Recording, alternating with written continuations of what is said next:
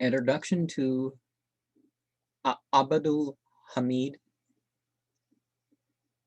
ÄABDUL ʿHAMīD, the author of the following poems, is born at Mashu Kel, a small village belonging to the Kudrizi clan, or branch of the Afghan tribe of Mohmand, one of the purely Afghan tribes present, dwelling in the Peshawar district.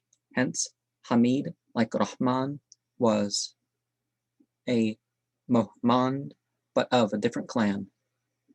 The exact year of his birth I've been unable to discover, but it was certainly about the middle of the last half of the 17th century. He was brought up to the priesthood and is said to have been endowed with a considerable amount of learning, which he acquired at Peshawar, and students from all parts of the surrounding districts sought his instruction. He is the cynical poet of the Afghans, the Sheikh Saadi of the Pashto language, and the beauty of his compositions is fully acknowledged, even amongst a nation so rich in poets as the Persians, by whom he is styled Hamid the Hair Splitter. His poetry, though generally of a moral tendency and breathing contempt of the world and its vanities, is still tinged with Sufi doctrines, as all Muslim poetry, in whatever language written, more or less is. Well, the world for itself, at the least you could say.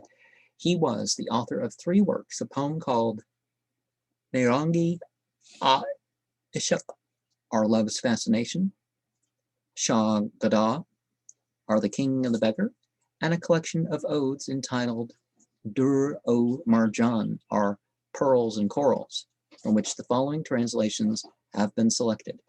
The year of the poet's decease is like that of his birth, somewhat uncertain, but the people of his native village account his death to have taken place about the year 1732 of the Common Era, and his descendants,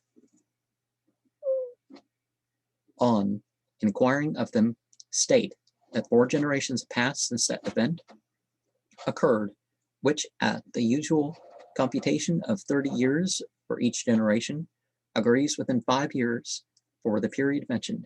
An aged man of the same village, who died about 20 years since, in the 107th year of his age, had been repeatedly heard to say by the people of the hamlet that he had, in his youthful days, seen Mul Hamid frequently, who at that time was upwards of 50 years old. Another patriarch, Malik Aziz Khan, who was about a century old, states that he had heard his father and grandfather relate that they remembered Hamid well, and that he was just coming to notice as a poet towards the close of Rahman's life. Some of Hamid's odes having reached the ear of Rahman, he was just coming into notice as a poet towards the close of Rahman's life, and some of Hamid's odes having reached the ear of Rahman, he sent for the poet to come and visit him. He was so pleased with his modesty and humility that he gave him his blessing and prayed that his verses might be sweet unto all men, and that no one might ever excel him in Afghan poetry. Up to the present day, certainly, Hamid has not been surpassed. The poet's grave is still pointed out by the people of his native village. Some of his descendants continue to dwell at Mashu Kel, and some are dispersed in other villages. The dwelling in which Hamid was born, lived, and died is now in ruins. And I've mostly heard about 20 years for a generation. I guess people getting married later and later has changed that perception. But in my country, he had the boomers, and he had Generation Y and Generation X and Z, or the Zoomers, which are millennial. I think it's stupid to call everybody born since the 70s millennials, or whatever the thing. Now, if they were born 2001, definitely, yeah.